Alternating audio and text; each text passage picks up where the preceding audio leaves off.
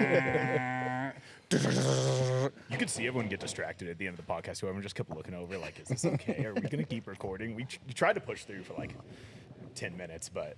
It was with McHenry. Yeah. Yeah, dope. All right, welcome back to podcast number 11. I never say the right number. It's like our thing now because I don't know and I'm too lazy to check. So Josh just writes the actual number on top of it after. He's like, no, not 11, 6. But we're back. Rhodes Collective guys are here. The Bricks podcast. What's our other videos? The boring vlog, the construction That's series. the vlog. Yeah, okay, it's not this one. This is brick by brick. Yeah. Got it. We're figuring out my name still. Dude, but what's funny is I've never watched construction stuff ever, and now it's all over my feed because I love your guys' stuff so much. just the showing it come together, dude. This vision has just been brilliant. I freaking love it. Thank I you. really do. Thank you. Well, that's congratulations to him because I've been gone dealing with my immigration. Oh, celebration. First time I can actually say this. So I can tell the crazy 2-second story here. I'm going to tell the full one. To do this, we've all built businesses. We know how stressful that is. This is all of this stuff is money. That's stressful. Great. I've been going 2 years on this. Everything I own, bankrupt, toast after this. Pretty much toast. I'm selling a bunch of other shit to refill my accounts, but I ran it pretty close, which is great. So, but on top of this, for the last 2 years, in the process to get down here, I came down here on a consulting visa to consult for someone and then wanted to start this business. But to start this business, the only visa that really worked, there's like 100 visas. And you got to pick through like, oh, this means you can do this, but not this. You can have that, but not this, and this and not that. Are you an immigrant? Are you this? Are you that? Right. What's your intentions? What do you want to do? And they're like, it's so complicated. Finally got to my E2 investor visa. That's the best one for me that is still non-immigrant. I still have to go to another visa to get my green card after this. But it allowed me to own this. But to own this from my consulting TN visa, they're like, you have to meet this checklist of 100 things, including committing, it's $100,000. It's sign the $3 million lease on this, have all the construction money spent and done, right. Have W-2 employees. All of this stuff has to be done, papered, proven, receipts, bring it, and then submit it. And then a border guard will decide yes or no. Dude. Just 3 days ago, we got the actual legal paperwork. Hell yeah, where bro. they're like, There yes, you you are Yeah. now officially registered. Bricks is in the E2 system in the go. U.S. Oh, government. dude. Let's go. Yeah. Hell yeah. Yeah. Big ups on that, bro. Pro. This whole time, doing it under that weight. They're Yeah. like, some border guard could be having a bad day if you get the wrong one on that day, and they're just like, no, gone, Right. go home, Right. go to Canada. Well, what's crazy too is like coming from my perspective, we met on a shoot. He told me briefly about it. Then I came here when this was all still, I mean, you didn't even have the black insulation hanging yet. To see it come, I mean, there were still holes in the ground. Was that your first time you're here? First time here. And then all of a sudden, dude, every time I walk in here, it's like, it's completely different.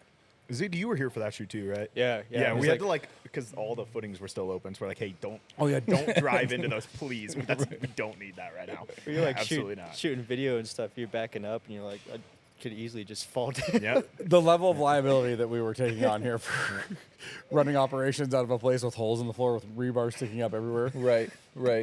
Brilliant. No, but to hear about a little bit of the vision and then to see it come together, every time I come in here, you're telling me more updates. It's just been like, it's inspiring to me because, you know, trying to build something, having done it before, and then to see other people doing it, I've never understood when people aren't stoked on other people making stuff happen. It gets me more excited than anything. It gives me more encouragement. So, dude, I just got to say, like, the vision that you have is helping mine grow. It's freaking awesome. We appreciate that, man. We appreciate that. Yeah. Josh and I have been working real hard in dev on this thing for a long time, and it's the same thing for us. I 100% echo that, and that's a big part of why, like, we always talk about, like, the functional aspects of a business Right. like this, like all the views, and I think it is really strategically quite a unique thing that's going to, like, really work for all of us. But there's the intangibles, the energy when you come in, your bro. homeboys flowing. Yep. The last 3 people that have come to visit, hey, they've come and asked what's going on here, and they don't really know. And one of our friends brings someone in. Just happened yesterday with Derek and Sabo. Anyway, he's another guy, a business guy here in town. I'm sorry, bro. I'll find that name. But he came in. He's like, yeah. So just tell me. Derek said it's kind of like this, like, you know. He was kind of thinking more like a Edison House or a Max Place. And then we told him within like 15 minutes, and he's like, oh. He's like, that's the way the whole industry's going right now. Like the branding, the blah, blah, blah, blah. And after like 20 minutes, he was like, dude, this is getting me more hyped up for my shit. Right. He's like, how do I be involved in this? I'm Absolutely. like, it's crazy because it's not us. It's just all of us. Right.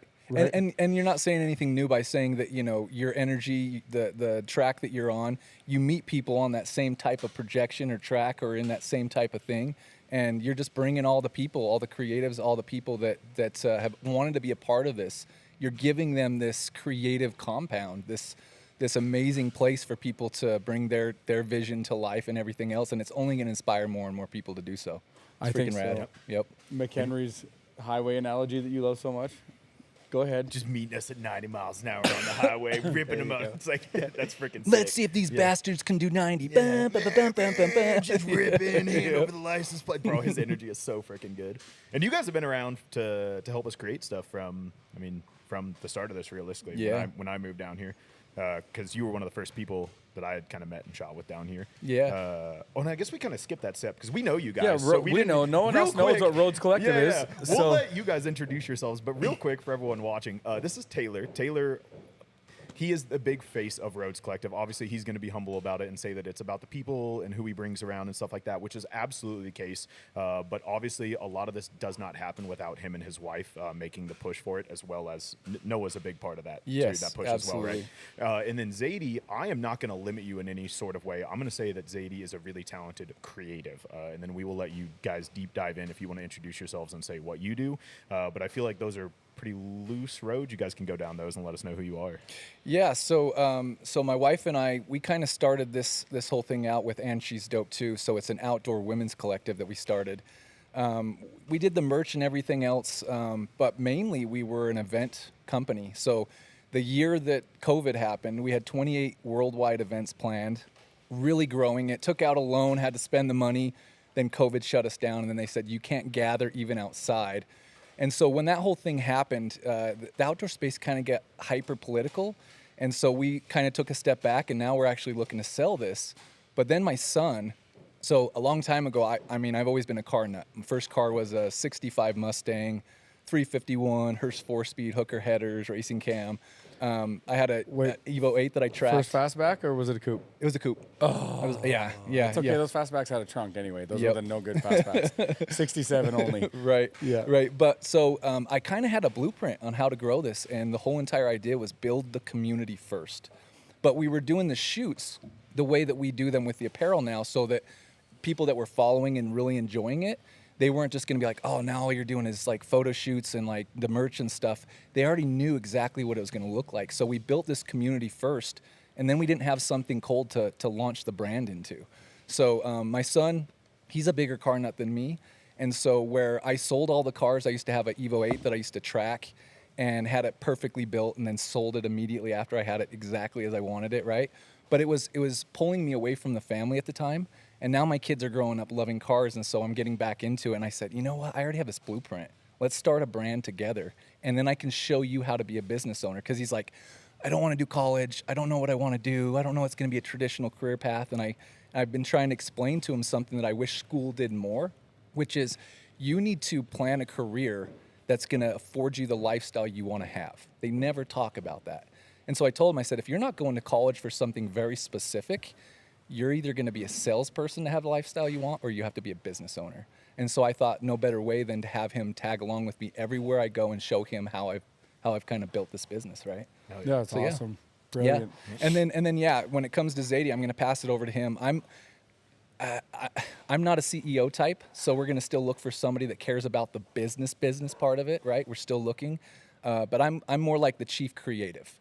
But then we have our other creative directors. So like Zady's creative director, Fernando's a creative director, and Cedric, he's a creative director. A So lot of creatives. oh, dude. Oh shit. That's what it's all about. But I'm going to pass it over to him because I stumbled upon Zady actually, just of course on Instagram, and I'm just like, the quality of photos. And he was one of those photographers. I said, dude does not get the shine he deserves.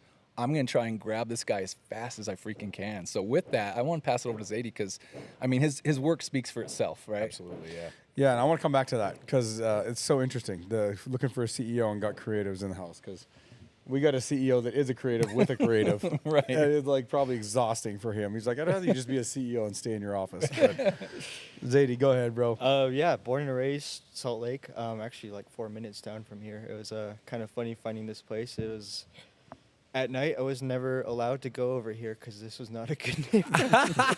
And now we're pulling. Oh, in, you're like a local. Okay, give Yeah. us the lore of the neighborhood. Local. When you're Oh. done your intro, we want to hear the lore of the neighborhood. Also, Okay. make sure you chew on that mic a little bit. Yeah, Get we'll right, get get it right Yeah, up, right up. get right One up in fist, there. one fist. We want to hear you in our ears.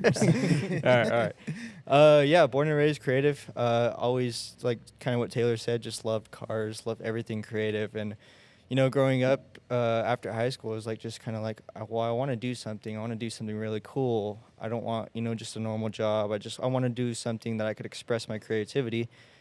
And it's hard because it's like you could be an artist, but you gotta you gotta find buyers. I mean, what, Pablo Picasso, or was it no, someone else?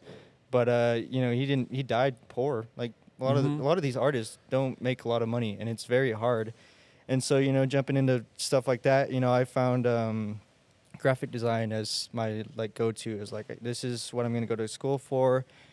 This is a good career that I will have. And so I jumped into graphic design, went to school over in Salt Lake, and I just absolutely loved it.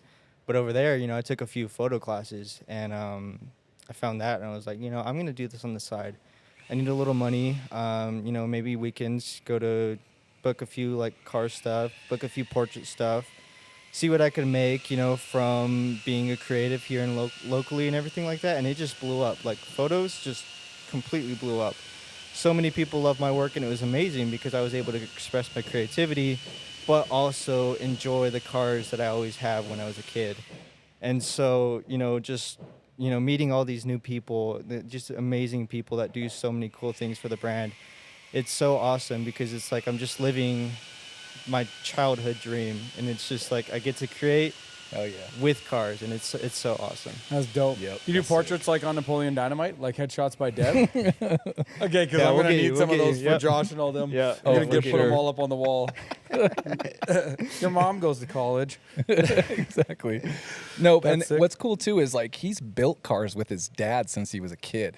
Oh, they really? they have a Monte Carlo. Dude, I mean, almost brought it today. When you asked me to bring my Mercedes, I was like, if it was at 5 minutes a little bit earlier, I would have been like, oh, I'm gonna go pick it up, bring my it over gosh. here, have Which it in one? the back. What is it? It's a 1987 Monte Carlo, but Hell we did a full, rest of we LS swapped it, paint job, custom framework, just literally from the ground up. So and sick. It's so fun. Bro, that is a It's so fun. classic Cholo car. Oh, I yeah. love Yeah, it. yeah. I love it. It's so What awesome. color is all the paint? Like you did all the speckle paint work? Like Yeah, Classic. it's all black. So mirror finish with silver accents and everything like oh, that. dude, you got to bring that thing Yeah. by. Yeah. That's dope. It's so fun. That's So I also don't know if you know wild. this, but I built a couple, 3 I've built now, 64 Lincoln Continentals. I did not know that. No? It's one of my favorite cars. Dude, Love when it those. comes to the boats and the cruisers, Continental is one of my top 3 favorite cars. Oh, Yeah. Wait till I show you the ones I built. Nice, Dude, dude. I got balls deep in a couple of them. And when you get in and then you're just like, one of them, anyway, it's a lot different story, but balls deep over my skis, way too far in, Yep. and then had to go all the way. So full Best way to tub, do it. slammed, custom wheels, custom everything, lay and rail. And to lay that rail on the ground with a unibody, that extra inch and a half, that's an extra 30% of the cost of the construction because you got to now start tubbing Right, everything and right. move all the drive shaft up and all the dumb shit. I didn't know that when I got into it. I'm like, anyway, but bad Lincolns. Yeah, dude, that's I love. awesome. I want to get a sedan now. Honestly, convertibles are cool, but they're a pain in the fucking ass. Oh, dude. And the suicide doors, that's a part of the, Continental thing that's just always been Yep. that alone, gives it 30-40% of its cool factor. Yep. Just so rad. It's iconic. Yeah. So cool. Honestly, I've had cool sports cars and shit like that, like exotics and stuff, and you don't get that Lincoln got more looks and thumbs up and yells than anything. Yeah, dude. You always it's weird how that happens. So anytime I cruise in Noah's Evo 4, I get more looks than I do in the Porsche. Yeah. All the time. You know what I mean? More people are just like, that is so Porsches cool. are I've never so seen under the radar. They're just people don't know. Even I, up until probably 10 years ago when I drove, actually Derek's from Makes and Models, he let me drive his GT3 Right. on the racetrack here. And I was driving, what I drive that day, a McLaren MP412C, a Gallardo, something else. and then in that Porsche. And I was catching the race guys in that street Out car. in Twilla? Yeah. Yeah. You Yep. know, 100%. Kept Exactly. running them down in that street car, and I was Yep. like, okay, I understand the Porsche thing. I always thought they were for like grandpas, and like that doesn't have up doors. Right. Like, it's not sharp and cool, and it looks boring like a little Volkswagen. Well, and they're known for like Porsche does this kind of like a sandbag thing where they'll drop the figures and everything, and people are like, oh, it should be this fast, and it's always faster than what you're Yeah, thinking yeah. it's gonna be. They've always done that. yeah.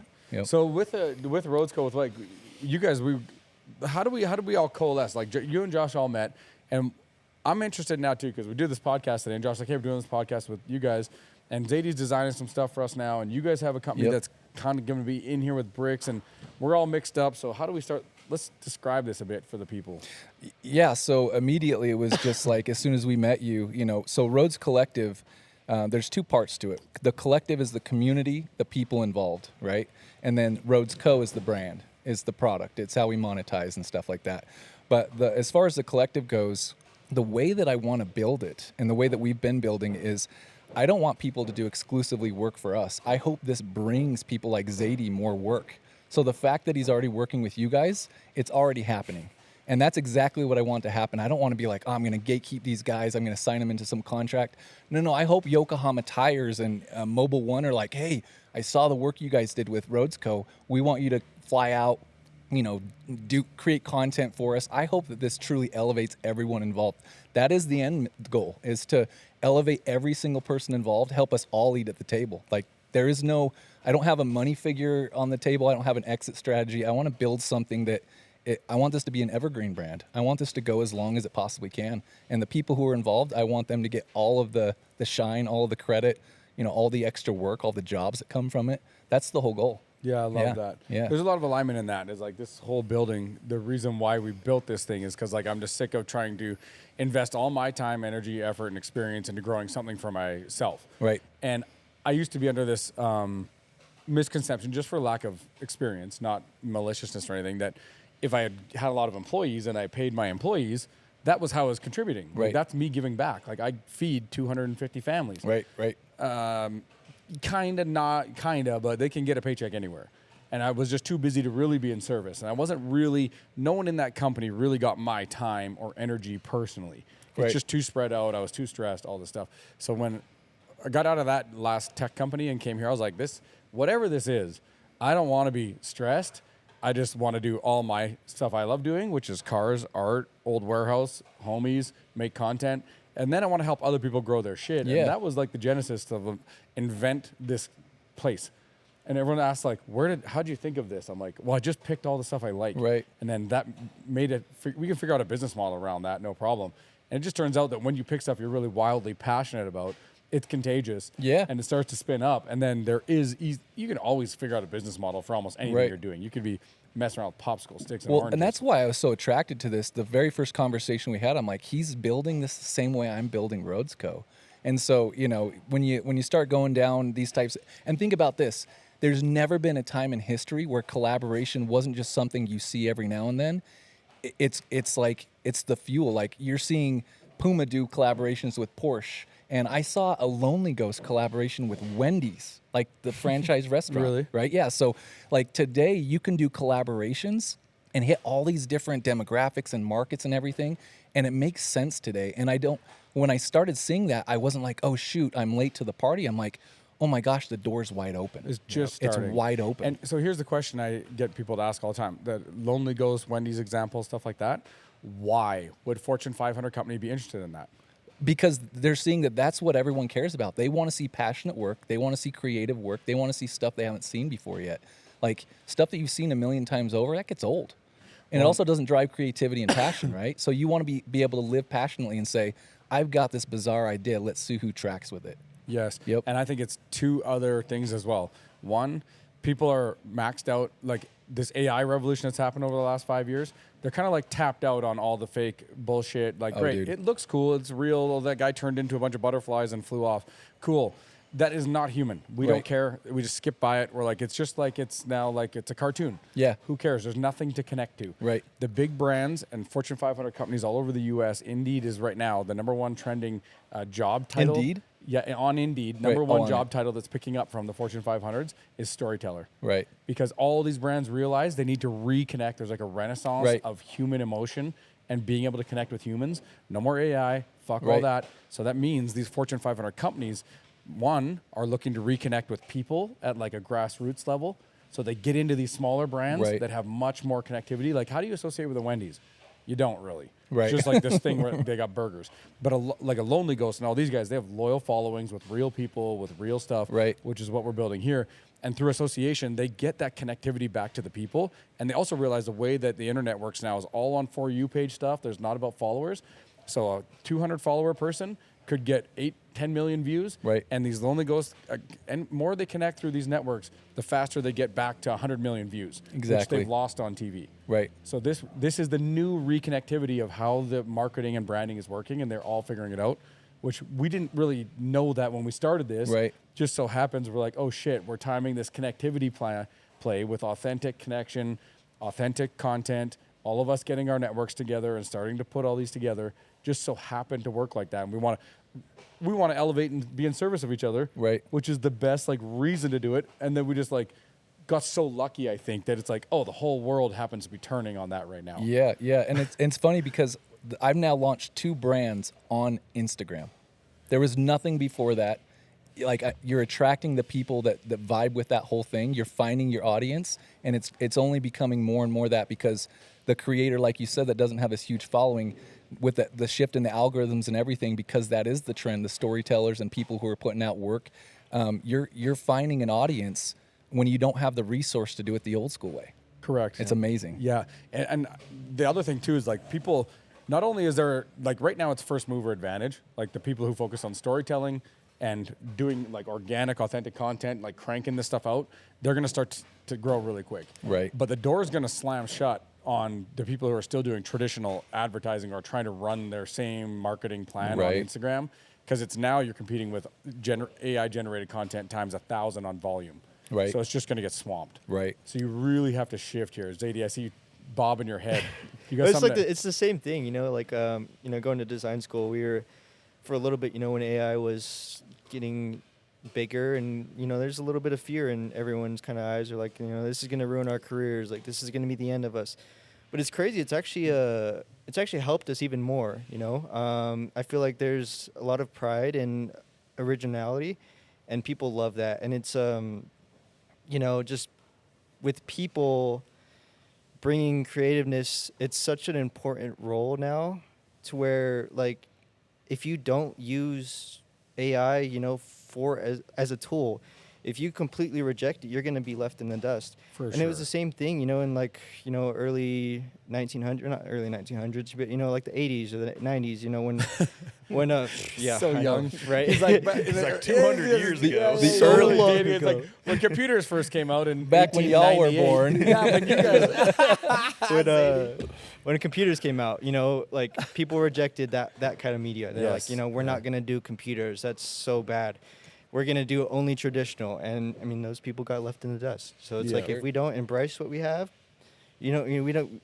It's not like we hate AI, but it's not like we're gonna only use AI. But using AI as a tool, it helps. Yeah, I think people like humans, so they find a way to let it blend in. Yeah. Because I think they were worried about computers because like it's just going to take over everything, and then it just kind of blended into our lives in Totally. a more natural way. Right. Which it might be a little excessive, but it still blended in. It's the same thing with AI. When it's like it's going to take over, it's like no, we're just going to find ways to blend it in and use it naturally. And there's always going to be Until the it kills group us. of people. But until then, we'll be great. Well, that's fine. Yeah. Up until then, it's gonna be awesome. Yeah. But then we don't have to worry about it anymore. Yeah, That's fine. Until it yeah. ends us, but that's fine. Yeah. No big deal. But those 10% of people that are like, they're going to only use AI, they're just going to make AI slop. And then there's going to be the group of people that blend it in naturally and the people that reject it, and they'll find their people. I think that's Right. fine. Uh-huh. There's still a group of people that kind of reject the computer thing that you see, like they have to use a phone, but I still find people that use like fucking flip phones. It's dwindling. It's like 0.1%, but occasionally you'll still see that in the wild and you're like, whoa, like you're living it. That's crazy. I would love to get one just for when I'm on off time. You know what I mean? So that I'm not in the socials and Yeah, everything yeah, else yeah. to get that reset. But so the very thought, to Zady's point, the very thought we had when AI really started becoming like big in the space and everything else, and we started seeing how insanely good it was getting. It was like, how do we use it as a tool without it taking away what we're doing and what we want to be doing, the human element, because exactly. cars bring the Rhodes Collective together, but it's always in the end about the people. So like we have this one guy in Great Britain. He does a lot of our graphic design too with Zady. His name's Etienne, and shout out to Etienne. But we had that conversation. He's like, "Hey, dude, I took 2 months off just to really dive into AI. I'd love to start doing stuff for you." I go, "Yeah, but how do we do it uniquely for us where I don't feel like it takes away, but it adds to?" So the idea, and I hope nobody, gets to this first. If they do, whatever, cool. But we're gonna use AI to storytell, but we're gonna make it look like it actually is a cartoon. No trying to fool people thinking that it's really me or really you or really Zady. We want to actually make it look cartoonish, but use it to be able to do that storytelling and take so much of the legwork out of having to hand draw everything or whatever else, right? Yeah. So he's going to create a series where we tell Rhodes Co stories, and it's going to look like Initial D or cartoons, right? So that's the way we're going to use it in our storytelling, where nobody's going to come on it and think like, is that real? Are those people? It's going to make an AI model of you that's like... Exactly. It's got 6 fingers and an ear that's on upside down, and you're like, Taylor doesn't look like that. Right. Like, Zady doesn't have... Welcome to Rhodes Co. Exactly. Yeah. So we're like, no, let's make it so that as soon as you see it, you don't have any sort of like feeling that these are real people. Like, this is a cartoon. Oh, this is a cool series they're doing where they're telling a story and using this. So that's kind of how we're going to implement it in the beginning. That's dope. Yep. And see, I had a bit of a different perspective with this place here because, Zady does a great point. Anyone that thinks that rejects this stuff, it's just fear-based. They just don't want to learn it, and they don't want to put the effort in, and they're scared, like whatever. We absolutely are going to leverage that tool here, but I probably comes from being a creative, like an artist. Like, when digital, when it came around, I was like, stop using that fucking digital shit. You have to learn how to paint a portrait. I'm like, the digital shit's kind of cool. I make a bunch of shit, and then I would just conceptualize in the AI, and then get that image, and the AI would throw it all together, and then I'd repaint it by hand. And I'm like, that's kind of cool. This speeds a lot. Or then I can project and then paint over for a big mural. I'm like, this is speeding shit up. You still have to be an artist. Anyway, so the point with this place here is I was like, we want a lot. I don't want to do anything that's all fake, that's all bullshit, that's all promoting just for money. Like, that's vapid. There's no point. Like, I'm just not interested in just trying to bankroll, create accounts to make AI shit to make money. This is all about organic. This is number one about day to day. Just having a lot of fulfillment and our homies and being around, our day-to-day life is still us as humans. Fuck the computers, fuck the views, fuck all that. That's the number one thing that's most important to me here. Now, we get this because that's organic, that's real, that's authentic. This is we're creating together, we're doing it. Then the strategy of leveraging the AI in the background is, if we have all this organic, natural, real shit happening here, real shit like this right now, we capture all of it. Then use the AI to chop it up. I'm talking to agencies on the back end. We want to explode all of our businesses because revenue solves all problems. It's a classic line my mentor gave me. Yep. He's like, well, how do I fix all these fires? He's like, revenue solves all problems. So we want to be happy and easy and do the fun shit. If we have more revenue, you can do that more easily. It's whenever you run out of revenue, you get stressed out, you have to go to work. Dude, I mean, a lot of people, so one of the biggest problems with Rhodes, I wouldn't say it's a problem, but misconceptions. It happened with And She's Dope too as well. People thought that we were this huge crew of 50 because we would subcontract out our friends to do our events and stuff like that. But it was just me and my wife in our house running this brand, right? We were working with all the big brands and Visit Utah ambassadors. And so people thought that we were this huge prominent company. Hey, can I come meet you at your offices or whatever else? And it's like, it's just us, right? Same thing with Rhodes Co.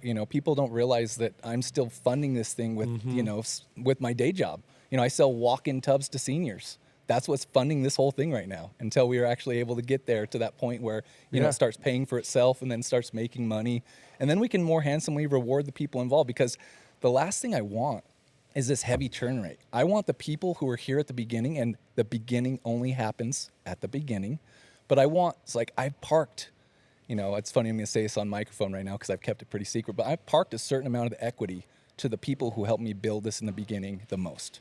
They're going to become co-owners in this instead of, me taking on, I probably had 4 investors come. They want nothing to do with building the brand. They have money, they have a bag already. And I'm like, not really interested in helping somebody who's already got a bag get a bigger bag based on no efforts of theirs, just their money, right? And so I'm like, no, I'm going to build this with the people who are doing it, and then they're going to be the ones who are rewarded the most. Yeah, there's a function there for investors for sure, but I agree with you. Yeah, Once you right. take money, you have a job, and I Yep. learned that with my last company. Yep. And everyone doesn't think that's exactly true. It's like, oh, not really. Like, no, you do. Right. You have a job. You're reporting to someone now. Well, and I'm going to be learning a lot of this from you because I know enough about business to kind of build one, but it's not my interest. It's not what I'm passionate about, the business end. So I'm gonna be, asking people like you all these questions, all these things. Hey, man, this opportunity came about. Let me explain it to you. Let me lay it on the table. Let me get your take on it. Because 100%. those are the people I really need, are the business minds. Because once I start getting into my business mind, my creative mind starts getting, Yep. it just start bringing it down, right? So I'm like, I got to stay creative. I got to stay on the level with these guys because we're building what we're building. And I need those people who are just those amazing business minds to help out on that end. Yeah. I get some input on that because it is a challenge. for Creative, sure. left brain, right brain, and turning one off when you get. Anyway, I just want to finish that thought too on the AI stuff because like the back end of this business, revenue solves all problems. To come back to that, the functional aspect of a place like this. So day-to-day fulfillment, uplifting, networking, inspiration, all the stuff that comes out of having a building like this, the events, the people, the shit, the actual network for growth. But on the back end of using AI in this company, we can engage agencies. We're already generating real, authentic content en masse. Like we're gonna have a ton of it. So we just get these companies that use AI to chop, edit, put captions, do all this like light AI work for all the human stuff that takes forever, like AI editing, AI color, on all just the vlog stuff. And then I'm learning about this clipping industry and all this stuff too, where they just post, they set up 10 or 15 sub accounts for yours. Right. That's all authentic. It's like Bricks TV, Bricks this, Bricks that, Right, Bricks right. that. It's what Cardone does. It's what all these other guys do. That like the big guys online, Gary Vee, Cardone, Pace Morby, all these guys, they Yeah. do all this to get that much of it. I'm like, how do they put out that much content? Right. And you hear Hormozy talk about it. He's like, I post 500 pieces of content every 3 days or something. And I'm like, how the fuck do you even do that? I did the math. I'm like, you can't post that much on your account. You'd be posting every 3 seconds. Right. And it's because they have like these agencies that are using AI with 10 different accounts to do clip post out of all your long format. It's all organic. It's all real. And they put like 400 to 1,000 pieces of content out a week. Jeez. So out of Bricks, we're going to fund that at scale. Like Yeah. a lot of the revenue coming out of here for all our members, this is revenue solves all problems thing, is we are going to have all this content. We build out, this is the first time I've talked to these agencies, they've ever heard of this, but the Bricks top account and then all sub accounts are all Right. our members, right? The Bricks top account is the funnel. Sub accounts is where it goes in and out. The content comes back out to these guys. They push it out to the internet, to all the sub accounts. All that traffic comes funneled back in, then back Right. to our members' accounts. Right, so the 400 to 1,000 pieces of content a day, you can't do that with humans. Yeah. You AI, and that's where it's like, that's how you leverage this thing to blow everybody up, not for the purpose of vanity, but so that their companies become self-sustaining, Yeah. real top-line revenue growth. And if we're all thriving in here, no one's stressed about how much it costs to be here, or how much it costs to film video. We're in our creative brain, because the CEO brain has to be much more prevalent when you're worried about costs or generating revenue, all this.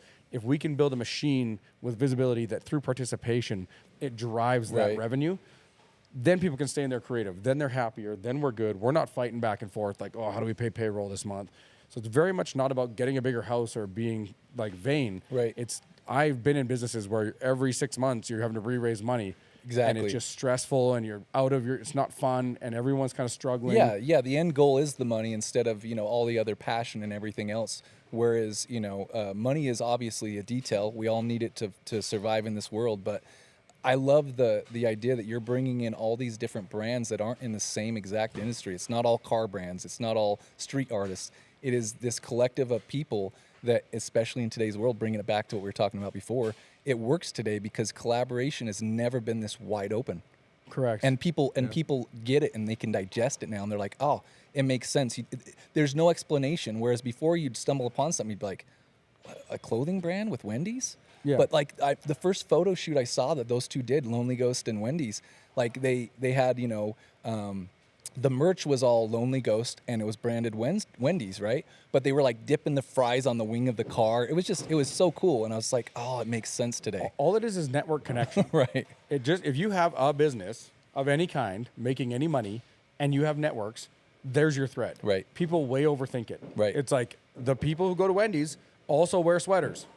Right. The people who have sweaters also have homes that need roofs. And also be willing to try stuff. Be willing to throw stuff against the wall. So many people, and I have 4 kids and Noah's 17, and so a lot of the literature and things that I'm reading are. I gotta go to the bathroom. This is you're fine on- though. We yeah, roll. yeah. We don't stop. But Keep going. I'll be right back. but some of the thing that I have concern as a parent is, I'm reading all this data and all these articles about kids today have more tools and more opportunities than ever, but because of the way they're programmed, they're underdeveloped, before 25-year-old brain. It's kind of like a drug. These social media platforms and the cell phones in general, it's programming them to have these short, attention spans and everything else. And so all these kids have problems focusing. And so the data, basically the conclusion of the data that I've been collecting is they have more resources, they have more tools, they have, they're more capable in understanding those tools than ever. But the problem is they can't see anything long-term through. They have problems staying focused on making something happen, or they'll put something together and they're afraid to put it out there. Because of the initial failure potential. Exactly, but Yeah, you've yeah. got to be willing to fall on your face in front of everybody. And I've fallen on my face in front of everybody a few different times, so that fear is gone. Starting this now is not like, what are people gonna think of me or whatever else. It's like, no, like what am I gonna think of me? Who am I gonna attract? How do I create this for the other people who feel that way, who haven't had those stumbles yet, right? So where I've already had that, I already know what that feeling feels like, and the fear's gone. I don't care if I fall on my You don't face anymore. experience the disappointment feeling at all with yourself at all anymore with it, like when you fail. No. You can just step past that. I mean, there's always a little bit, Yeah. right? You're always, critical of yourself and stuff like that. But the fear, the initial fear of feeling like, if this doesn't work out, what's that going to say? What are people going to think? That fear's gone now because I have fallen on my face so flat in front of everybody before that I don't have that same weight on my shoulders. Yeah. You know what I mean? See, I have a big self-disappointment problem. Because my standards for not only like what I create, but for like my friends, business, family, and we were talking about this the other day, I have a really hard time separating the two between like what I personally create versus business. And like, if my expectation is like to achieve something at 99%, everyone else would probably be stoked at 60%. They'd be like, Josh, that's sick. And I will absolutely beat myself up about it. Right. And I do it outside of art too. It's like, I have this huge like fear of disappointing my friends, my family, businesses, relationships. And it doesn't stop me from doing things. Right. So it's not like I won't act because of Right. it, but it's like this little fucking worm that eats at Yeah. the back of my head constantly. So that's why I was wondering if you just like don't experience it anymore. But you said there's a little bit there. Well, there's always but- going to be when somebody says this is gone or whatever else. It's like I'm not afraid of the dark anymore. Yeah. But a dark alley still with know an the- imposing figure Okay. that can be a child, and I'm just like, what is that? A gremlin? What is Yeah. it? So Why? there's always going to be this thing, but there's a difference between fear and danger. Yeah. Right. Fear is most of the time we borrow trouble.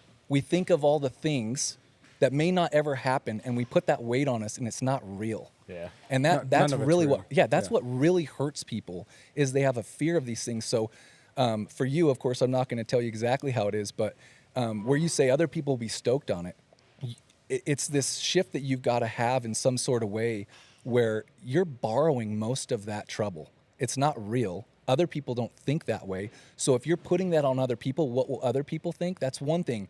If you just expect more of yourself, you've got to learn how to harness that in a way where it's beneficial instead of making you feel this weight that you don't have to have. Because life's already like heavy enough. Yeah. You don't have to always borrow trouble. And that's what I try and teach. That's what my dad taught me.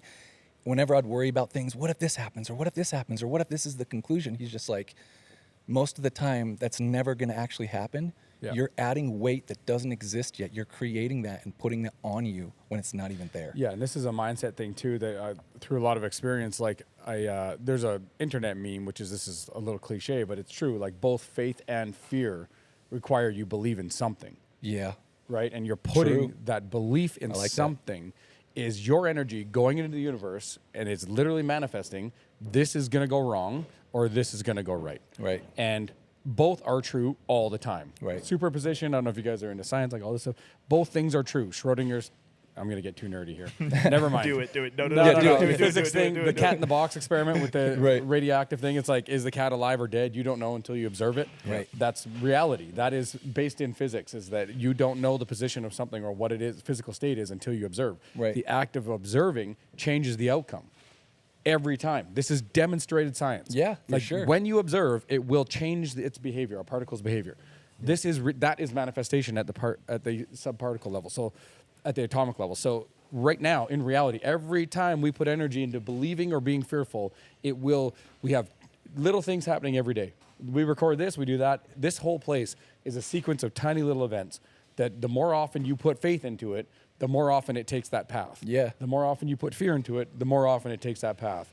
There's been a lot of times already with this where we were potentially fucked.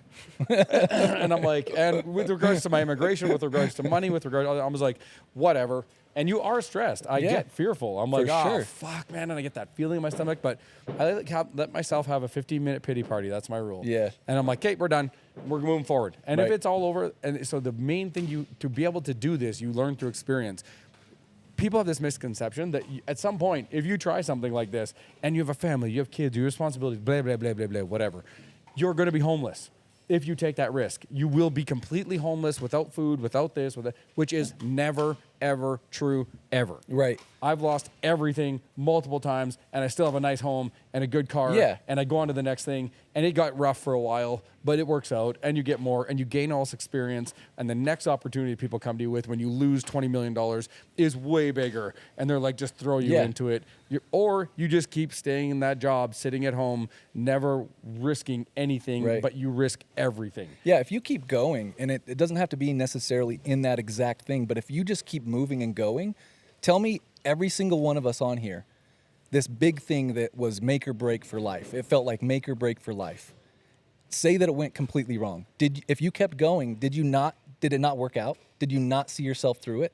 And I think everybody, if they're real with themselves, will say the same thing. Yeah. It's the people who say, you know what, I failed. Now I'm going to be stagnant. Now I'm going to stay right here. Don't stay right there. It might be in something completely different, but there's going to be those people out there that say, hey, I saw what you did with that.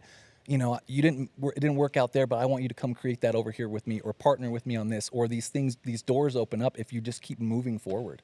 So that's just such a huge part of it. It really is. Devin Annie talked about that on the podcast too, just like the willingness to one foot in front of the other no matter what. Exactly. Yeah. Line upon line, Big precept upon precept. Yeah. And people have this misconception too that most of it is fear of judgment for your peers or your community or anyone else, your family, whatever it is. Yep. And none of that is true. Like I built Cold War blew up spectacularly. I can even talk about it more now, but like I got fired from my own company. We'll talk about why later. But it took me 13 years, and it was a $300 million company with 250 blah, blah, blah, blah. I got fired from it, and you'd think that if that's got to be the worst case scenario, because I lost $20 million that day in performance warrants. I'm still fighting for another chunk of money, all this other stuff. It's been a mess for 2 years. That is the contextual version of failure. I've never met one person that when I tell that story goes, ugh, that guy is a failure. Let's not be around him. Right. They're like, sick. Well, that was I mean, huge. look You're at where a we're success. sitting now. Yeah, right. And I'm not doing this for my ego, but it's with the reality. People are like, you built that company how big? And they just skip right over the fact that I got fucking fired immediately and lost tons of money and all this shit. They're just like, don't even register. They're like, you did that. Yeah, I was like, that's sick. Let me move out and work with you. Yeah. So like, hopefully this inspires people to be like, even in the worst case scenario, let's say you never even built anything. Like you tried and tried and tried for a year or two, and it never grew. And people watch you trying authentically, and you're not in your own bullshit, being an egotistical shit about it, and you're just gutting it out. Respect, relevance, friendships, people will give all of that to someone you're a who doer. just because you tried it. Yeah. Because that is the 1%. You're a doer. Fuck being a 100 billionaire. The 1% is what people respect. Right. That try. On my very first laptop, I only had one sticker. I didn't sticker bomb. I had one sticker, and it was actually a band named this, but it's Man of Action. It's like, go. Be a doer. Do stuff, right? It fails, great. Learn from that. Do more. Keep going. Because that's when you're going to, I mean, if you just keep going, things only get better in life. And tragedy's not the end story. Tragedy's part of the story. But like I was telling, Noah the other day, I was a hooper most of my life. My plans were to play ball for the U, broke my ankle. That's another story. Met my wife a day after surgery and just gave it all up, right? Just all of my childhood, all that time and effort. But we had a coach one time. We had, it was a summer tournament. And we had a super early game, 7 a.m. And I was out hanging out with friends all night, didn't sleep all night. We only had 5, so we had no subs. We got beat by this team 44-8. And after the game, he comes up to us and he says one thing. He says, sometimes out of the biggest pieces of shit grows the most beautiful flowers. In season, when we played them, we beat them by 28 points, right? Because that thing stuck with us, and we weren't like, oh, no, we're going to play this team again. It was like, I want this so bad. Well, we got nothing to lose now. Right, exactly. That's the we got best spanked. position to be in. Exactly. That's the other thing. I'm glad you said that, because when you come off a loss like that, like Yep. when you get fired, I had the pressure of being the CEO, the pressure of delivering all this stuff, the pressure of all these people, and then at the end, after that, which is a shock and it sucks to adjust to, but within a few months, you're like, I have no pressure. It's shitty at first because you're like, I also have no relevance. Right. I don't know. I have nothing to do. I ate Domino's pizza and watched Netflix for like 30 days straight. Didn't leave my couch. Super depressed. Yep. But no pressure. You were in it. Oh, bro, I was in it. That was a shock how fast it happened. It was like a half-hour phone call one day, and I went from my whole house in Texas with the car as a CEO to you're fired, pack your bag, no more visa, get out of Texas. I had my whole life moved to the States, had to go back to an empty house in Canada. CEO of 13 years, all that, gone, done. Phone quiet. Don't talk to the people. Don't talk to employees. Just go away. I've had family where that's happened to. They had a $600 million deal on the table with Google Earth. The 2008 real estate crash happened. They ended up selling it for pennies on the dollar. He ended up owing people a ton of money, right? Like these things happen, and it went from this like, oh my gosh, we made it, to the rug being ripped out from under you. It's like, do you stay stagnant, or do you keep moving forward? Move? Yeah. Yep. You let that be the end of the story. Yeah, is That's that the end of the whack. story? Yeah, It never should be. No, And, there's no it's end. tragic when people let that be, right? They don't need to. Nobody needs to. This world is so plentiful, and it goes back to that faith thing you were talking about and the observation of it. So my faith is in Jesus Christ. I believe that's real. There's plenty of people who don't take that upon themselves, right? But I'm able to witness the miracles that continues to increase my faith and make me move forward, right? So nothing's changed. It's there or it's not. It's, are you going to observe those miracles? Are you going to take that into your life? Are you going to put your faith in the thing that you believe in, right? And keep moving forward. And so I've used that in as the model in my entire life. I love that. I'm not a big, I never was a big religion guy. I found myself kind of going a little more that way lately, just because the world gets so crazy. And I'm like, So crazy, I'm man. going to pick a fucking team here. But Valid, yeah. Valid. Yep. all right, I'm a Christian, I guess. Well, light or darkness, right? And it all comes down to like there are people who don't subscribe to something that might be attached to Jesus Christ, but if you live your life that way, you will receive the blessings of living that way. That is a law. That's what I 100. believe. Yeah. And like universe, to me, God, the word God is like whatever it is to you. Like Yeah. the universe, omnipotent. Definitely, I'm not the top of the food chain. I don't understand everything that's going on. There's some other, we don't understand 99.99999%. So Right. whatever that is, there's something else. That's my God. That's Right. the universe. That's existence, being, consciousness, whatever. But beyond that, like the best thing where I do kind of identify with that is I found a lot more joy and a lot more like, I don't know, I'm oddly calm with this place. And this is all, and even with the immigration and all the money, like I am cooking everything I got into some business that hasn't existed yet, that you don't really know how it's going to work or what it's going to work. And we have a short window to turn it around and make it profitable. I don't have years worth of runway to like build it up and think like, you got to get it now. And it looks like it's going to go that way. But the faith that I have in this and the calm I have in it comes because this time I am truly in service. You're talking about like Christ-like stuff. Right. That's where a lot of the peace was found, is like, I really want this to exist for all of you guys. Right. And then I will get So cool. everything I ever wanted from having that, like see you guys smile, see all the companies win, to be of service to like McHenry and you and McCormick and everybody, and be like, to have you guys go, dude, this is whatever. Thank you so much for taking the risk on doing this. Right. And to be genuine, our friendship becomes because of that, and everyone else is winning, and then I get to win because of that, and I don't have to win because I'm trying to win. Right. That is like just so peaceful, and that Christ-like element of service, Right. I think, is the key. Well, one of the things that I've been able to retain in my life as like a truest truth is peace does not come if there's not light and truth there. Peace does not exist in darkness. So if you feel peace in your life, try and observe why you're feeling that peace. What it is you're doing that's real, that's true, that's in the light, right? Peace cannot exist in darkness. It cannot exist in the muck and the mire. It just simply can't. So if you're feeling some sort of peace, it's Unless because it's something right is after real. when you rolled your car. And it's upside down, it's all dark, and it just goes quiet for a minute. You're like, oh, this is peaceful because that was crazy. Yeah, Have you ever rolled a and car? maybe you don't see the Yeah, light. literally, I'm not even, that's like I was like in my brain, I'm like, I've experienced peace in the darkness. So when my car was upside down in the weeds and it went quiet and I was alive, I'm like, oh, that's kind of nice. Clip, fall out of the As the seatbelt. gas is dripping on you, you're like, Right. oh, refreshing.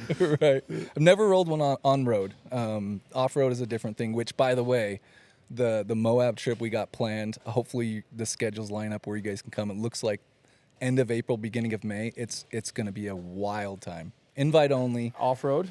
Off-road and on-road. So we're going to take like 6 really cool on-road cars to do all the back roads, canyon lands, arches, all that. Take all the... Sick. Wild enough, I haven't seen people flick up our insane desert the way I would expect them to have, especially with as saturated as the photographer market is here in Utah.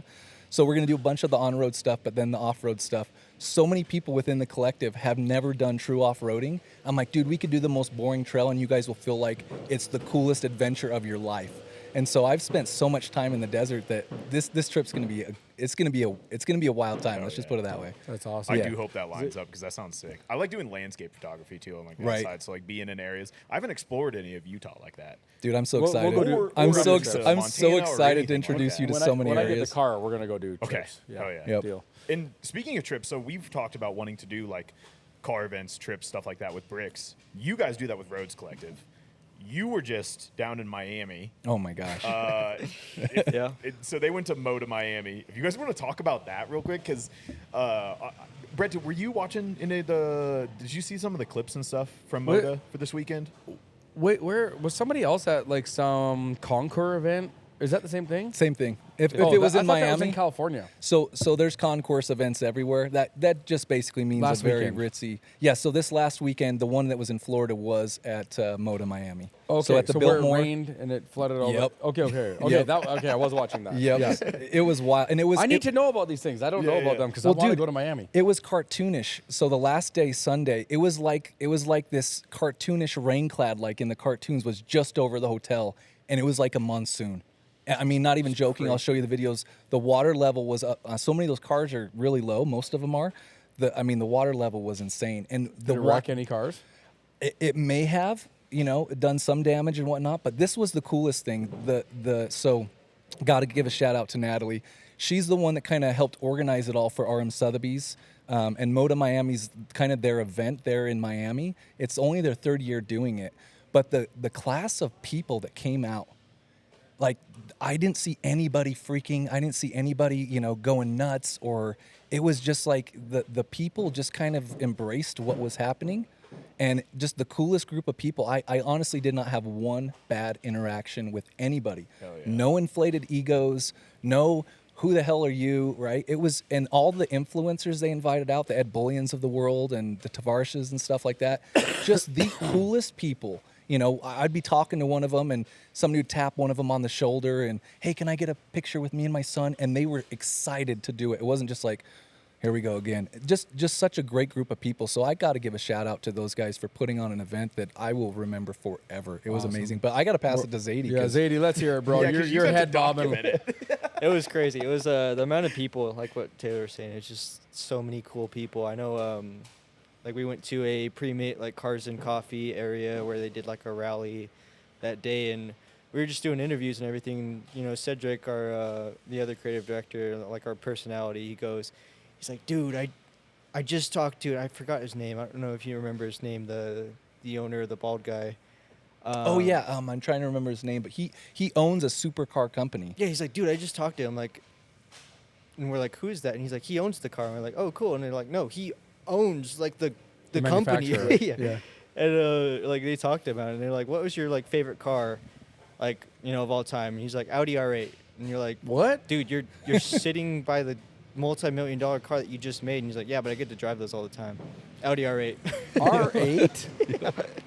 And Cedric owned one, so Cedric was like, anybody say that's their What, it favorite. was a Like, it's a bald great guy? car. It's a great car. Yeah. Was it Christian von Koenigsegg by any chance? No, it was. Okay, because that's like the I was first gonna bald say, guy that I I think would of. hope Like, that they would know that's who why that I feel is. like you would pull that out immediately and let us know. Like that's crazy. we'll drop who it was in the. So Cedric's, again, one of the reasons why he is, for the collective who he is because I don't even pretend to be the most knowledgeable car guy. I grew up muscle cars, like Zady, would make fun of the JDM stuff. Now I'm a JDM geek. I'm so into Evos. That's like my JDM Do you know Christian? Christian. Oh my God, he's my good buddy. He's gonna kill me. Oh yeah, Christian. No, What the fuck? Von Koenigsegg. Santos. Christian Santos. I might. Okay, so he's buddies with the Cars and Curry guys, and they all. Oh, those he's guys got, are like, awesome. 1,100, 12, or maybe 2,000 horsepower Evos. Yeah, He's got one. just insane. He blew the block up on it. He's been telling me, he's been talking shit about taking me for a ride in that thing for like 6 years. He's like, oh, it's done. Now it's done. Now he In just another has way. 3 Oh, it's kids. done. He's had 3 kids in the same time that it's been getting done. So, Right. but he has a crazy Evo. And if you're Evo guys, I'll introduce you because they're absolutely. Evo nut jobs. But like when it comes to cars, now I love anything that's just good. But I really prefer a driver's car, and that can be anything to anybody. But for me, that's more of a lightweight, less power, get to use all the power. I live right by some of the best driving roads in all of northern Utah. And so what I care about most is, being able to take something up the canyon and being able to legitimately put my foot completely down, row through the gears. Nothing against any of the paddle shifting cars. A lot of them I can't afford, so it's not in the class that I'm in right now. Different things, right? Different tools. But being able to row through the gears that's my favorite thing. I'll take non-car people in my cars, and they're just like, "This is really bumpy, huh?" And I'm like, "Yeah, isn't it great?" Right? Yeah. You feel the whole road, and that's why a lot of people were like, "Oh, you got the 996 because it's the one you can afford." One, yes, but also it was the first Porsche. Motherfucker. You see how much the other ones are? But it was also the first Porsche I had a Porsche moment with, and so I always wanted one. I love that they share the headlights with the GT1 race car, and it's also now that I've driven so many Porsches, to me the early ones, the early 996s, they don't have the bearing issue, they don't have the bore scoring issue. They built them right and then got a little bit cheaper with the later 996s. But the thing I love most is it's still throttle by cable. Yeah. So in my opinion, it's not air-cooled anymore, but it is the best analog 911 ever built. When you care about analog, Ooh, big words. when you care, well, It's and a good car, though. You're right. yeah, I have buddies those reasons. who own 20 of them, right? And they agree. They're like, the 993 is amazing. The air-cooled guys will say that that's the best one. The water-cooled guys, they have all the performance of today's tech and everything. But the early 996.1s, they're not electric throttle. They are throttle by cable. It's 2,900 pounds. It's 300 horsepower.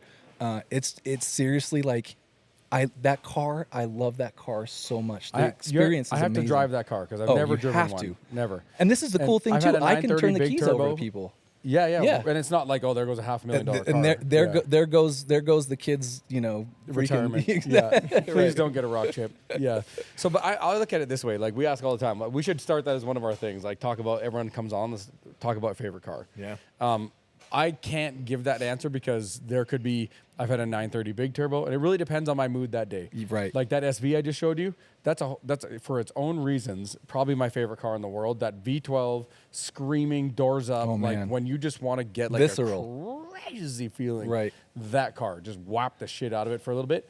But driving a slow car fast as opposed to a fast car slow is better for me too. Right. Like a 991.2 GT3, to me, I consider that a slow car fast. Right. That's probably the best example. Like, Right. it's not straight line fast, but that thing will shred. Right. And you could open that thing up on on those roads. But also, I want to drive like a 1,500 horsepower twin turbo, Yeah. Super Leggera, or like I still like I didn't say Gallardo or something because I still like the clunky e-gears. Right. I want to have to know how to drive it. So I don't know. You still want a supercar that melts your face, though, Yeah. when you mash it down. Well, I want all of them. All the cars. It depends on my mood. Yeah. Which is why you got so much space. I've never driven a Revuelto or a SF90 or anything like that at that new Yet. at that speed yet. But I'm curious to do it because my gut is telling me I won't enjoy it. Right. Yeah, as much. It's cool, but it's like I'm not that passionate about it. Yeah. Like, my dream car, F40. Oh, That's dude. it, and I'm So getting good. one. I mean, it's a Halo car for sure. Yeah. Yep. Out of all the cars in the whole world, F40. Yeah, like I was talking to you before, especially where the values are at, and knowing that they're going to skyrocket in the next 5 years to, if not $1 million cars, close to $1 million cars. I have a serious goal to buy any spec of Diablo that I can, because that as a kid, I had the Countach on my They wall look so first, cool. but that was my dream car. Dumb and Dumber being filmed in Utah, so much of it, that car being in it.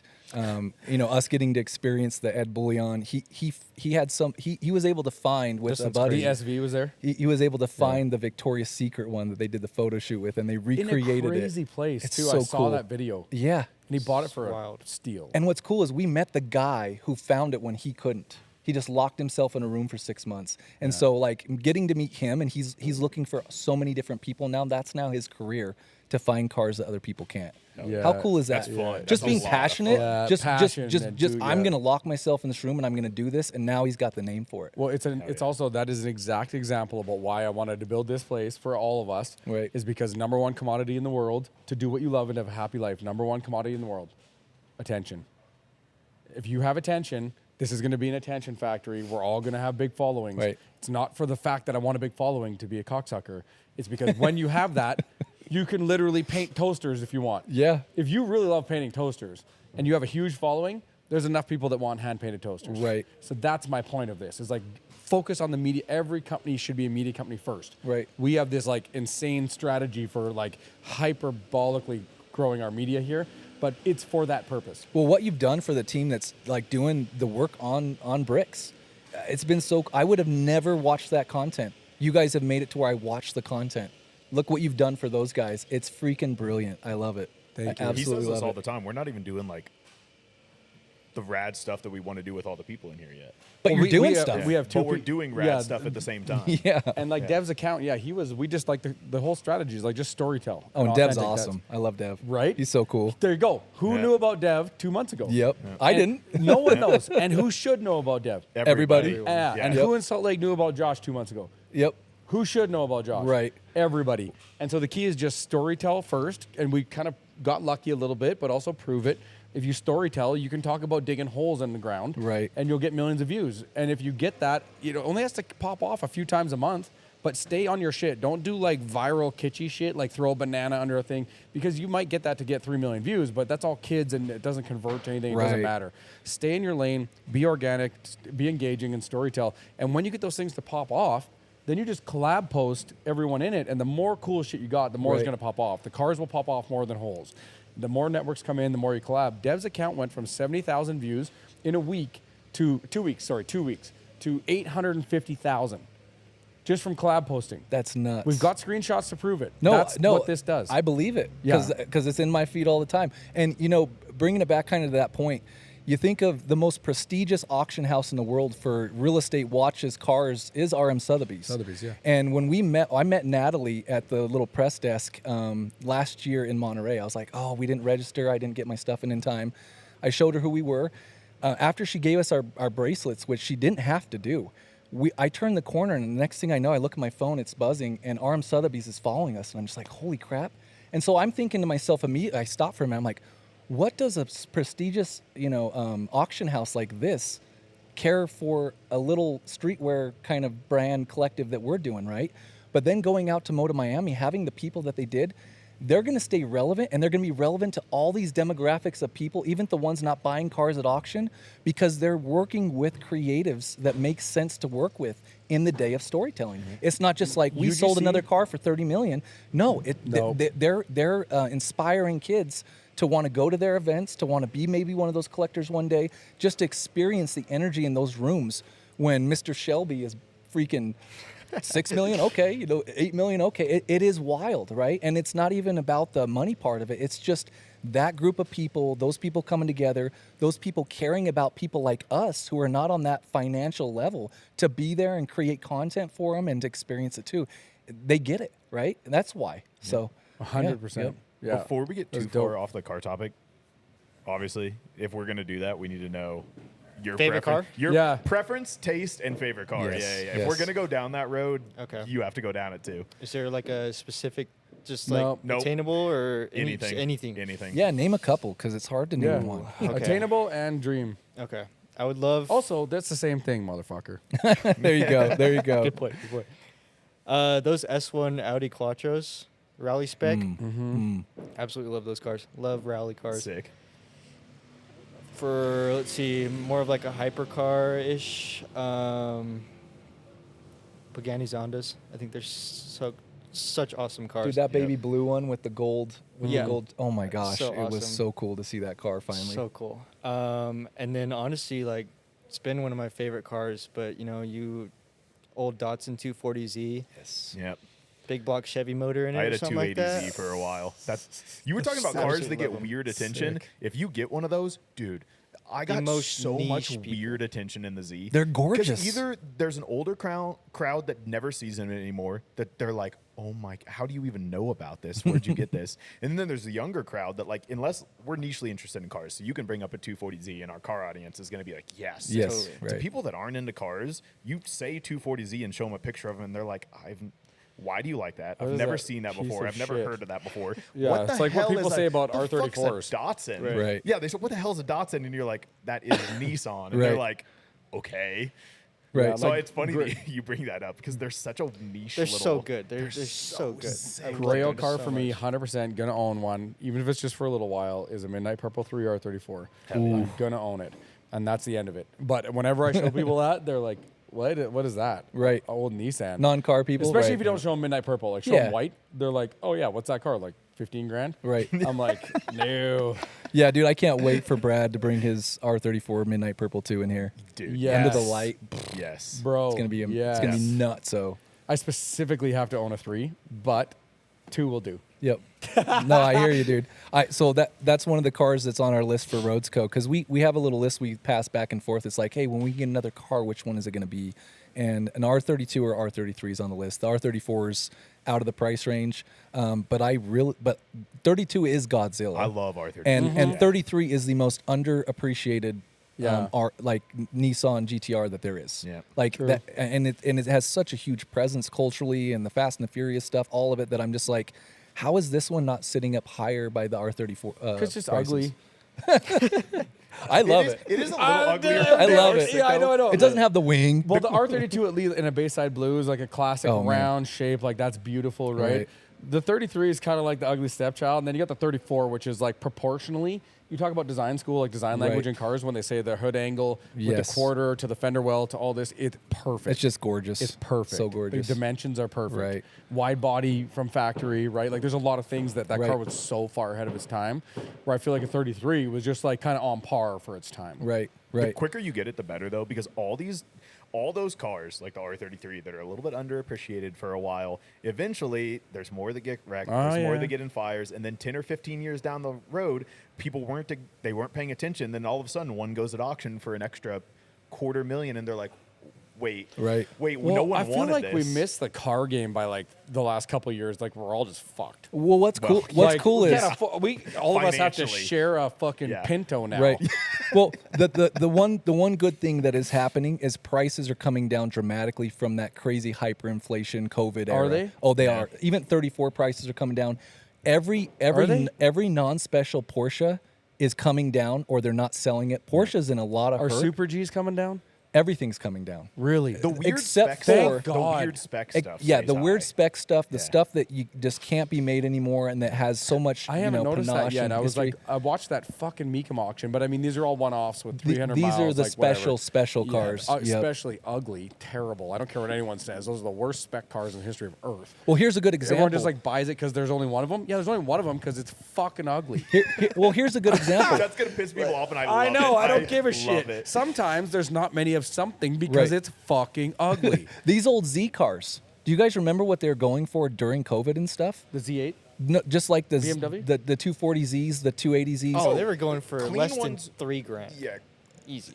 Body. Well, yeah, Yeah, like bodies. yeah. You're talking Yeah, about yeah. old ones? Yeah, I'm saying Yeah, like yeah. somebody who's redone it. It's really nice. I Oh, was seeing yeah, them yeah. going for 60 grand Yeah. and stuff. That same car you can buy in the 20s, 30s now. Yeah. It's Really? dropped that the much. shells were super obtainable, though. Yeah. they Yeah. were like, Yes, the Yeah, shells are. you can't buy a shell for less than 10. Right. But like he was saying, if you wanted a clean shell back in the day, a couple grand would get you like a great shell. Yeah, A even great like, one.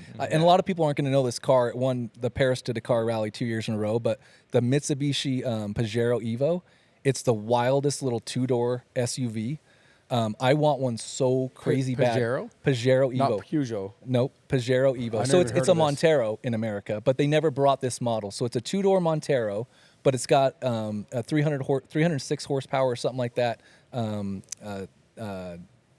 6 in it. It won Paris to Dakar Rally 2 years in a row when Mitsubishi was just destroying the world, right, with rally car and everything else. Those were selling for such crazy bucks. You can find those now for like a really nice one for like 40, and they were double that during the COVID time. Like they were 60 This to 80. is good to hear. easy. I might just wait a little bit because I was thinking Yes. about buying a car right now. But Yep. if I wait, just let it. I'm like getting antsy. Yeah. And I'm trying to like buy one while I'm doing this. And Right. my gut is telling me like just chill, finish this, get stabilized, like be cool. Then in 2-3 months, like then. But I want one now. Right. And I'm like, now that you're telling me this, I'm like, maybe I should just wait because Yeah. I had 2 Super Gs lined up that just sold on me this weekend. And I'm like, oh, the universe is like, God damn it. I'm like, maybe it's telling me chill out. And Right. if everything's just coming down right now, I would don't say wanna be upside down to 80% of the market, everything. I mean, you couldn't find daily traffic for selling for MSRP here a few years ago. I remember trying to find a brand new Civic as the daily for my wife. You couldn't find one. They were marking it up $5,000. So that's all gone and over now, and now things are coming back down to real life. It has to though. Yeah. It has to. Yep. It can't stay that high. There's not enough buyers at these Right. prices, right? Right. I don't know. Yeah, and it's like, also I'm just waiting for whatever's going to happen because it's going to be big and bad. Yeah. Whatever collapse is coming, like, and I think it's not even a collapse. I think this is the shift to a CBDC. We won't get into that on here, but I think the actual shift off our monetary, it was always designed to eventually like inflation itself out of existence. Like Yeah. it will go to zero. That's how inflation works. Well, when you see so many of the people in the ruling class that talk about, we're gonna program people to have nothing and be happy about it. the fuck you will. Yeah, exactly. It's like, You're gonna but catch you an know ass their whooping yeah, from the people that got nothing. you know their game plan, but and not to go into it too much, but like the one thing that I do love that happened with the COVID era and all that kind of stuff is the ruling class pushed it so hard, so fast that my non-religious or religious friends, my indifferent friends, my left friends, my people that are right on politics, they might not have shifted in their values or their beliefs or their positions, but they now don't trust the talking heads anymore. Now everybody's starting to go, I don't trust these MFs anymore. It's amazing. Love that. Fuck All yeah. of the different circles I'm a part of, because I don't ever say I'm not going to be friends with you because of your views. You might not be friends with me because of mine, but I'm never going to do that to you. So all of these different groups of friends I have friends who are very left, friends who are very conservative, friends who are religious, friends who are not religious at all. But all of them, the trend that I'm seeing is they're just like, I'm going to start thinking for myself. The legacy media, the universities, all these institutions, I don't trust them anymore. Yeah, Why would I? They have definitely lied to was- us so obviously for so long. Yep. You need to start basing your ideas and the things that you believe in based on your lived experience in life. Are we really out there in the street in each other's face, racially or sexually or any of that kind of stuff? No, those people will identify themselves. Though you can put them on the outlier, but like the experience that I live in my daily life, it was like, this doesn't track with what they're telling me on the news. This is bullcrap. Yep. This is Yeah, not true. I don't do the left and right thing anymore either. Right. I used to think that I needed to pick a team to win so our country Right. wouldn't fall apart. Right. I'm like, let me be the rational one here. But now I'm just like, it's been pretty obvious that it's just, let's just say the financially elite. Like I don't want to use these Yes. buzzwords because people turn off. Yeah. But like there are people that are uber wealthy that control a lot of the banks and the monetary systems The in the ruling world. class, yeah. In the world. And those world guys are trying to clamp down on countries around, Yep. like they're trying to get control of all the countries. And if the world guys get control of your country, it's only to extract value. Yep. So just as simplified as you can get. They're going to extract value, and it's going to be at the expense of the people who are generating the value. and they say it out loud. They say it out loud. And not- that's yeah. where I left Canada. Like Canada is captured from that perspective. It's wild, dude. they're I gotta pulling say, it it's out. wild to see So what's happened. It is crazy. And so why I'm so passionate to live here and put the pedal to the metal here is it is nationalist. And people want to sometimes use nationalist in a negative light. They say, oh, nationalist is Nazi. Wrong. Nationalist by definition just means you're proud of the nation you live in.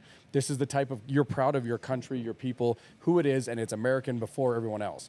And Build if up your people. Build up your yeah, family. why the fuck Yeah. would it be any other way? It And makes everyone no else should be sense. the same Right. way too. It doesn't mean we have to fuck everyone else Yeah. up, but fuck you. Yeah. Fucking Americans first. Yeah. And then if we can't help ourselves, we can't help anyone else. Airplanes going down. Mask first, then you help other people. Yep. This crazy mentality of let everyone else in here to put mask on them first while we die. Right. Go fuck yourself. Right. America first, amen, brother. Hell yeah. Screaming eagle. Fucking E to approved. I'm never going back to Canada. Oh, Dude. just kidding. I might. It's like Mike Rowe, though. Until I get my citizenship. I have to. Oh, boy. Mike Rowe. Immigration guys watching this are like, Bleep. ICE, get him. Mike Rowe from Dirty Jobs, the show Dirty Jobs. I don't know if you guys listen to him. I love him. I think he's Yeah, he's brilliant. awesome. I think he's extremely educated. I think he's extremely grounded and just really cool. But he has said for years he does this whole safety third. And what that basically means in the end is, like, imagine you're going, like, I'm taking my family in 2 days to Costa Rica. We're going to go do a little vacation for 10 days. We're going to go on zip lines and stuff like that. I've been a climber. I understand how harnesses work. I understand how to check gear. I'm not just going to let them clip in and trust this guy for their lives. I'm going to make sure my safety's in my hands. So safety third is this thing that, like, you know, as we all just pay attention to lines in the road. No, you've got to be observant. You've got to be making sure that you're safe yourself, not putting your safety in the hands of others. And that's what this shift is. It's not trusting these, however you want to call them, elites or whatever, to tell you what the status quo is. Do it based on your observable life, your experiences with other people. That's what's real. This other stuff is an agenda being pushed on you, right? Yeah. So make sure you put your safety, your life, the things that you're doing in your own hands, and do your own due diligence. Don't have somebody else do your due diligence. That's when you're going to get effed because Yeah, you just sit there and trust. Yeah. Oh no. It'll Oh, be so fine. so you guys do this all the time. So I'm just going to let you clip me in and just send me down this 600-meter zip line. Like, that's wild to me. Make sure you're And checking not only it. that, not only are we not going to be happy with nothing and be happy about it, we're going to have a lot of manual V8 and V10s in our garage in our big ass house that we own 100%. and kiss our goddamn ass. How about that? Shout out the Stay hat. in Europe. Yeah, shout out that hat right there. Keep your dumb asses in Europe. This is America. Make and we manual drive cars three-pedal again. cars and kick ass. Right. Right. No, and that's why I won't buy, even for my daily, I won't buy a new car. Because the way that they're doing it is to get it serviced now, you have to go to a dealer with a computer that can speak to that. No. I need to be able to make Oh sure my God, if I have to, I can We've wrench. transitioned into our dads. So true. I did that. Where they're like, I'm only driving my Mustang and my C10. I ain't driving no truck with no computer. They can shut it off. All Right. me goddamn government. Oh, 100%. 100%. All right, okay, well, I got other meetings. You guys want to keep going or we want to wrap it up? It's up to you guys. I think, what, we've been going an hour and a half already? What time do we? Yeah, we started 12. like- That's Oh, good. Yeah. Yeah. That's damn Yeah, good. we're Okay, what chilling. else we want to close on? You want anything with you guys and Roads Co. you got going on? We got a lot of stuff going on. We're starting to plan our very first film festival. And what's cool is, again, I'm just borrowing the model that I created with And She's Dope too. We did a film festival for 7 years straight. We did it the first year in Ogden when Sundance pulled out of Ogden. So we did it on the same weekend that people were expecting that. We had like 1,500 people come. The same turnout was every single year. So we're going to be doing the same thing. And I think the very first one we might do, with a little permission, would be right here at Bricks. Do a car show and a film festival where we're featuring some really cool short films that people have put together to get people excited about driving. Yeah. Let's do it. But we're doing a bunch of stuff. We're gonna be doing a lot of pop-up meets. Yeah, and so what are you guys doing somewhat in here too, so that we connect this for people? Like, we're Bricks, we're here, you guys are here because, and then you're building this business, they get it, and then what's like, we haven't even really talked about this, but Yeah. like, what's some stuff we could potentially be doing in here? Well, I mean, you guys have already let us do a lot of photo shoots and stuff like that, but we want to help curate. I think it'd be super cool to do an art weekend where we're literally highlighting the artists in the area. So not just like Zady and his photography, but his wife is a very talented painter. Yeah, I saw that. And I have a lot of friends who are all over the country and world that would be amazing to be able to fly in and have all these artists in the same room exhibiting their art and just building up this community. So things like that, very bespoke events, but open to everybody, open to people. We're obviously going to do our invite only stuff, because in order to create the type of stuff that Zady's going to, you can't have 1 million people walking around getting the exact same shot everywhere. But we're going to be doing a lot of events for people to be able to come and enjoy and meet these people and buy some art and support these artists and really get their names out there. But it's just going to be more of the same of what you guys are doing. We'll just facilitate the more of the car stuff. Whenever anything has to do with cars or it can be enhanced by the car scene, that's what we're going to want to be a part of here at Bricks. Hell Oh, yeah, it's funny because I was up in Park City this week. Yeah. Mr. Brainwash was there. Yeah. Which was dope. I got to meet him through the guys who manage the galleries there, and Jeremy. yes, that's your guy. Yeah, yeah, Yes, thank yeah. you. By the way, I forget everything. I'm fucking idiot. That was literally you that hooked me up with that. But he's a good guy, Yeah. and we love art. We're talking about art, so we'll just leave it at that. But there's probably some stuff in the future with what we were chatting about art too. There has to be. And some stuff here. So. It makes total sense. I think he runs 6 galleries, or he helps manage 6 galleries up there. He's starting to collect himself. Great guy, by the yeah, way. and he's a co-owner at Flat Out, where we just did our last event. And so again, see, look at this. I met him at Flat Out. We started talking about artwork. We're going to start selling, because one of the point 2.0 besides the streetwear with Rhodesco is going to be fine wall art. So putting wall art on high def metal, canvas, regular poster paper, and then also my buddy right here in Ogden, he prints on premium Spanish wood, so you can see the wood grains through the artwork, right? Cool. But we're going to start selling, our artists, our talented photographers and painters, we're going to start selling their artwork. And so it's funny how when I first met you, you're like, hey, bring in the cars. And then immediately it was us talking about artwork, like this piece of Post Malone you're doing on the wall here. Like that all has to do with exactly what Rhodesco is. I grew up in the 90s, heavily saturated with being back in the train yard here in Ogden, tagging up the trains, all that kind of stuff. My friends were all very talented graffiti artists. Not anymore. I got to stay legal. Shout out to my buddy JJ Oxenbein. He's been tagging up, school yearbooks and everything, trains ever since we were kids. And so that's a huge part of the brand is, not just these really cool exotic cars, but like, street fashion and stuff like that. I want to bring that in. A lot of the stuff you see that we do is parody right now. So like Make Manual Cars again. We have a hat that Zady just designed, which I'm not going to tell you exactly what it is, but it's a play off of Bass Pro Shops. But it's a fun car parody. We just launched the hat that looks like the Ford logo, but it just says fast, right? Yep. So a lot of the stuff we're doing, we're trying to pull people's attention in by things that are already relevant as we're growing the brand, because nobody knows who Rhodesco is. And then we'll start doing more and more of our own original stuff, mixing it in brand and stuff like that. recognition, Exactly. Stuff, association. Yep. It's exactly what this is. Yep, exactly. Yeah. Good strategy. Quick and highlight. Zady, shout out Zady on the clothes that we're going to get going here. Bro, I'm going to get the little orange cotton tags made where we sew them onto each collar and on the brim of each hat, so that I got that bright orange. So when people see anything from a long way away that is bright white block lettering over the whole thing with a bright orange tag on something, they know that's Bricks. Right. And it's full apparel, like high quality. It's not going to be cheap. I don't want everyone buying it, and I'm sorry if this pisses some people off, but I don't give a fuck. It's like $150 t-shirts, $300 hoodies, the top of the line material we can get, top of the line printing, hand sewn shit. Like, I want apparel. Right. For people that really want it, and this is like, I want a quality hoodie that's going to last me fucking 10 years, and I'm part of something that means something, and it's lower volume. That's my play on this, because like I don't want to just be printing merch. Well, and that's why I'm going to want to do a collaboration. Bang-up job. We're going to want to do a collaboration with you guys, for that very reason. When you guys want to throw some dope cars on, a Bricks X Rhodesco collaboration, because that is like, especially when people are down with both, they're going to be like, oh my gosh, I don't know how long this is going to be available. I got to get this piece. You know what I mean? Yep. Well, I was talking to Josh yesterday. Actually, one of the things we're going to do here is with our members and other people too is like, we're going to do the Supreme model with our website. So we put the website up, we drop 100 shirts. Once they're sold out, they sell it in a few hours, take the website down. Yep. And we'll do a photograph like that 918 in here, or bring like the green P1 in or whatever.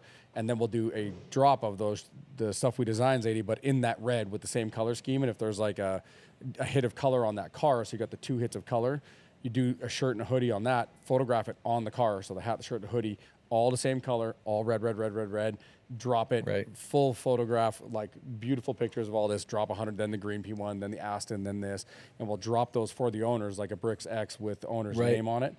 And that can be kind of like a signature series for these guys and develop it for them. Yeah. It's kind of cool, I think. And then he can sell the photographs, and we can put set the whole Shopify up and sell the photographs out. And yeah, we're going to get all that stuff going. So we'll build that like as a service in here. Have funnel builders, Shopify builders, and brand. Right.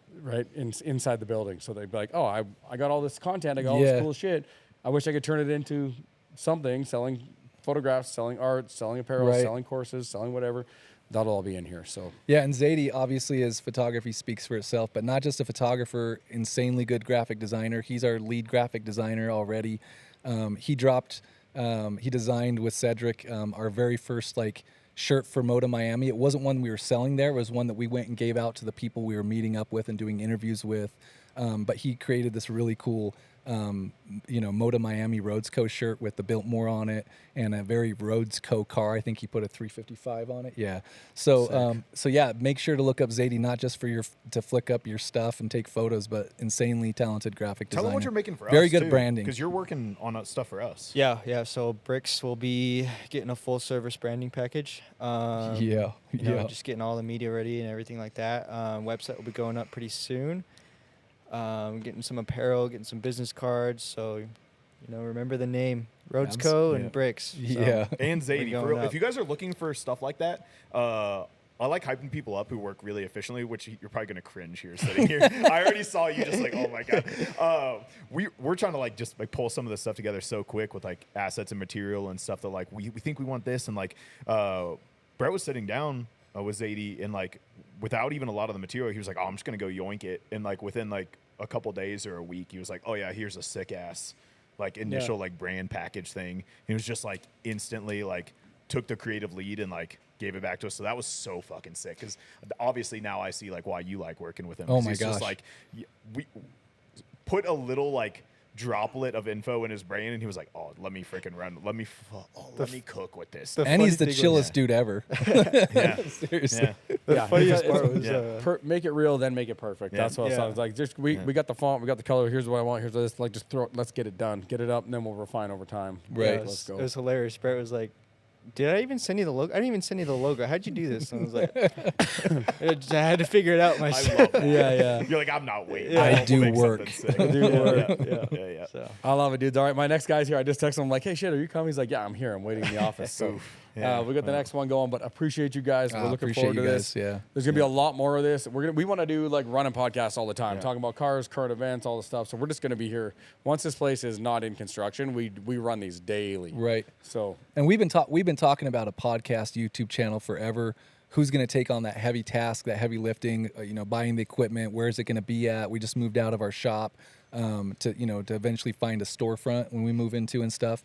And so having a space like this where we can come and do our podcast, like see right there, you guys are already providing this platform, this space for people who are trying to run after what they're doing right here. You know what I mean? Here in Salt Lake City. So like, again, I track so much with your guys' vision. I freaking love it. Yeah, same. Freaking love it. I knew that immediately. The first time I met with you, I ran to him and I was like, bro, we got to get you guys to link up. Yep. There's so many parallels. Yep. I was immediate. It was that shoot with Nate. I was like, dude. Well, and like, it's I more like the swear. people. I say this over and over. There's the function, there's all the money, there's the views, all the stuff we're going to do function. I really only care about the people to start. I'm like integrity and frequency and vibe. Like it sounds a little woo-woo, but it's real. Yep, it if is. you get with those people and the creatives and you vibe and you know you can trust that person, shit accelerates so fast and you collaborate and you're not gatekeeping and everyone's in service. That is something that's way underthought. They're like, let me put this collective together by people's resumes, by how much money they have, by how much followers they have. They look at people like revenue. And I'm like, let's build this off the people. Right. Then the revenue will come. Like it's without a doubt. So that was I appreciate you guys. That's why we're sitting here. That's why we're sitting here. Yep. Hell yeah. All right, cool. That's it. We'll catch you guys on the next one. Brick by brick, baby. Much love. Yep. Good times, guys. Good times. That was good.